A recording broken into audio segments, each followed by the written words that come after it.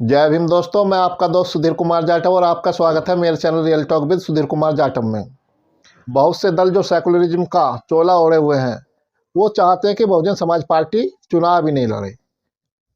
उनका मानना है कि देश की तीसरी सबसे बड़ी राष्ट्रीय पार्टी का चुनाव लड़ने से ये क्षेत्रीय दल, समाजवादी पार्टी जैसे क्षेत्रीय दल हार जाते हैं। इनमें कुछ पत्रकार भी शामिल हैं। कुछ पत्रकार भारतीय जनता पार्टी की तरफ से बैटिंग करते हैं तो कुछ पत्रकार कांग्रेस, समाजवादी पार्टी, राष्ट्रीय जनता दल जैसे दलों की तरफ से पत्रकारिता करते हैं। कोई ना कोई किसी की तरफ से बैटिंग करता है, क्योंकि आप जानते ही हैं कि अभी सुप्रीम कोर्ट ने इलेक्टोरल बॉन्ड पर रोक लगाई। उसके जो आंकड़े आए थे उनमें 6 राष्ट्रीय पार्टियों, जो देश की 6 राष्ट्रीय पार्टी हैं, बहुजन समाज पार्टी के अलावा सभी पार्टियों को किसी न किसी रूप से 20,000 रुपये से अधिक का चंदा इलेक्टोरल बॉन्ड के जरिए मिला है। यहाँ तक कि समाजवादी पार्टी को भी इलेक्टोरल बॉन्ड के जरिए चंदा मिला है। लेकिन बहुजन समाज पार्टी ऐसी पार्टी है जो किसी भी उद्योगपति से चंदा नहीं लेती। वो अपने कार्यकर्ताओं के दम पर चुनाव लड़ती है। तो जब ये लोग उद्योगपतियों से चंदा लेंगे तो उनके लिए काम करना इनकी मजबूरी है। तो ये लोग चैनलों को भी फंडिंग करते हैं। जो सत्ताधारी दल है वो अपने समर्थक चैनलों को फंडिंग करता है और जो विपक्षी दल है वो अपने समर्थक चैनलों को फंडिंग करते हैं। बहुजन समाज पार्टी उद्योगपतियों से पैसा नहीं लेती तो उनके लिए तो चैनलों को भी फंडिंग नहीं करती। तो बहुजन समाज पार्टी के लिए बैटिंग क्यों करेंगे? ये जो दल हैं जो भारतीय जनता पार्टी का डर दिखाकर चाहते हैं कि बहुजन समाज पार्टी का वोटर, जो खास तौर पे अनुसूचित जाति है और अनुसूचित जाति में भी एक विशेष जाति है, वो इन छोटे दलों को, समाजवादी पार्टी, कांग्रेस जैसी पार्टी को वोट करे। तो सवाल यहाँ यह उठता है कि अगर बहुजन समाज पार्टी चुनाव लड़े ही नहीं तो बहुजन समाज पार्टी का वोटर इन्हीं दलों को वोट देगा, इसकी क्या गारंटी है? इस बात का क्या सबूत है कि बहुजन समाज पार्टी का वोटर इनको ही वोट देता? क्या वो इसलिए वोट देगा कि इन लोगों ने इनको भेड़ बकरी समझ रखा है? क्या अनुसूचित जाति भेड़ बकरी है कि वो उसको भारतीय जनता पार्टी का डर दिखाकर हाँक लेंगे? जिस तरह से ये मुस्लिमों को भारतीय जनता पार्टी का डर दिखाकर उनकी वोट ले लेते हैं और उनके हक में कोई काम नहीं करते, तो क्या ये अनुसूचित जाति के लिए भी संभव है कि अनुसूचित जाति को भारतीय जनता पार्टी का डर दिखाएं और अपने पाले में खींच लें? ये लोग अनुसूचित जाति को क्या भेड़ बकरी समझते हैं? सवाल है, जवाब मिलना चाहिए कि क्या सिर्फ भारतीय जनता पार्टी का डर दिखाकर ही अनुसूचित जाति का वोट लिया जा सकता है? क्या अनुसूचित जाति के लोगों के पास दिमाग नहीं है? क्या वो सोचते नहीं है? क्या उनके पास अपने मुद्दे नहीं है? क्या उनके मुद्दों से बड़ा मुद्दा भारतीय जनता पार्टी है? क्या वो कामों को नहीं देखता कि किसने हमारे विरोध में क्या काम किए, किसने हमारे पक्ष में क्या काम किए? क्या वो सिर्फ भेड़ बकरियों की तरह हकेगा? नहीं, ये संभव नहीं है कि अनुसूचित जाति का मतदाता भेड़ बकरियों की तरह भारतीय जनता पार्टी का डर देखकर इन लोगों को वोट करेगा। मान लीजिए अगर बहुजन समाज पार्टी चुनावी मैदान में नहीं है तो क्या मैं समाजवादी पार्टी को वोट करूंगा? क्या मैं कांग्रेस को वोट करूंगा? क्या मैं राष्ट्रीय जनता दल को वोट करूंगा? मैं तो नहीं करूंगा, क्योंकि मैं पढ़ा लिखा हूं, मुझे अपने मुद्दों की समझ है, मैंने इन लोगों का शासन देखा है, मुझे पता है इन लोगों ने हमारे लिए क्या क्या है, इन्होंने हमारी किस तरह से अवनति की है। अगर बात करें समाजवादी पार्टी की, तो समाजवादी पार्टी ने अनुसूचित जाति के विरोध में जो काम किए हैं उसकी कोई दूसरी मिसाल नहीं मिलती। तो क्या अनुसूचित जाति का मतदाता इतना भोला है कि वो इन कार्यों को भूल जाएगा? क्या वो अपने उत्पीड़न के, अपने शोषण के 2012 से 2017 के बीच जो कार्यकाल रहा उसको भूल जाएगा? वो नहीं भूलेगा, क्योंकि अगर आप एक कुत्ते को भी डंडा मार दो तो वो भी आपको नहीं भूलता। तो हम तो पढ़े लिखे इंसान हैं, हमने देखा है कि आपके उन निर्णयों से हमको क्या नुकसान पहुंचा। सबसे पहले समाजवादी पार्टी ने जब सत्ता संभाली 2012 की, तो शून्य शुल्क पर निजी संस्थानों में, निजी शिक्षण संस्थानों में अनुसूचित जाति जनजाति के शून्य शुल्क पर जो प्रवेश होते थे उसको बंद किया। क्या दुश्मनी थी अखिलेश यादव की अनुसूचित जाति की शिक्षा से?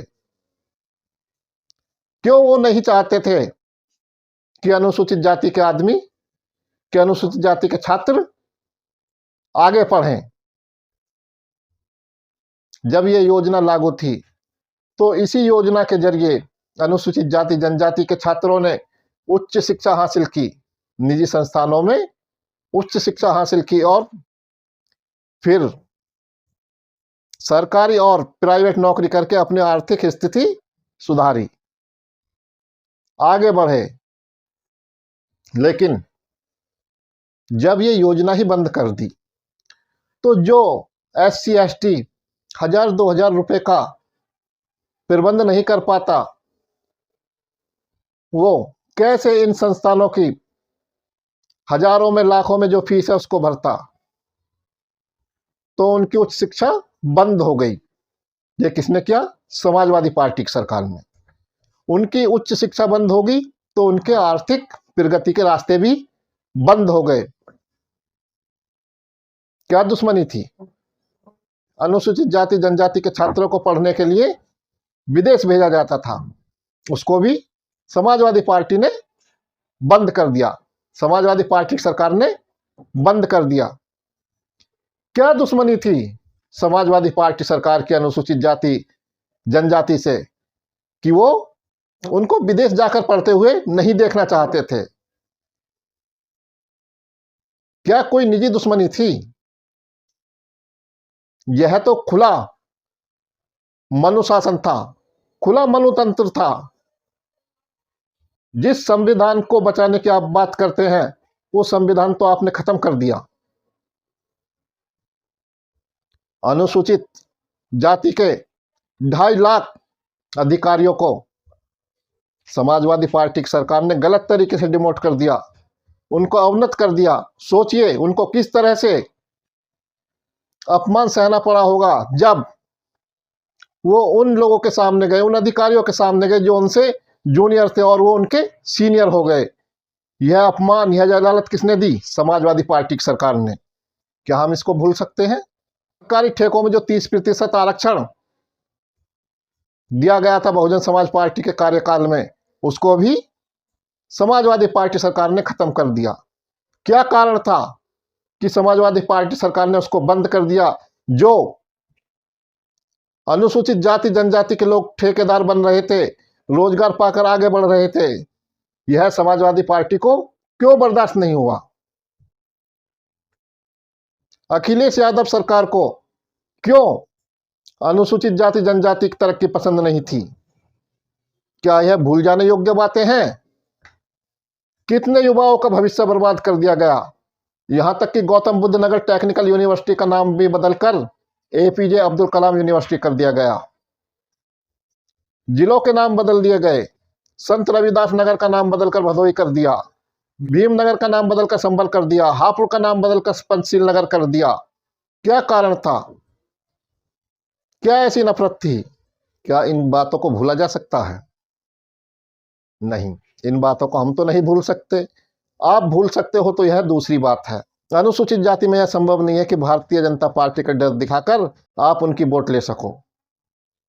यह मुस्लिमों में ही संभव है कि आप उनको भारतीय जनता पार्टी का डर दिखाओ और उनसे वोट ले लो। बाबा साहब डॉक्टर भीमराव अंबेडकर के परिनिर्वाण की छुट्टी खत्म की, माननवर काशीराम साहब के परिनिर्वाण दिवस की छुट्टी खत्म की। क्यों? आखिर क्या कारण था? इन महापुरुषों से क्या दिक्कत थी आपको?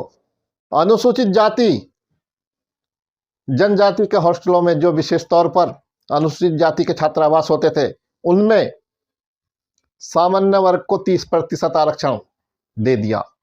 कक्षा 1 से 8 तक की छात्रवृत्ति खत्म कर दी। आखिर क्यों? क्या कारण था? आपको दिक्कत क्या थी? प्रमोशन में आरक्षण बिल फाड़ दिया। प्रमोशन में आरक्षण बिल का विरोध करने वाली एकमात्र पार्टी समाजवादी पार्टी थी और उसको समाजवादी पार्टी के सांसद यशवीर सिंह ने फाड़ दिया। बाद में अखिलेश यादव इसको अपनी उपलब्धि भी बताते रहे। क्या दुश्मनी थी अनुसूचित जाति से कि उनके हित का बिल फाड़कर आप उसे उपलब्धि बताएंगे? किस मुंह से आप पीडीए की बात करते हैं? कांग्रेस इसमें शामिल थी। कांग्रेस की मिलीभगत से ही यह बिल पास नहीं हो पाया, वरना आज कोई भारतीय जनता पार्टी को रोक कर दिखा दे। भारतीय जनता पार्टी जिस बिल को चाहती है पास करवा लेती है। कौन हंगामा करता है? जो हंगामा करता है वो बाहर हो जाता है।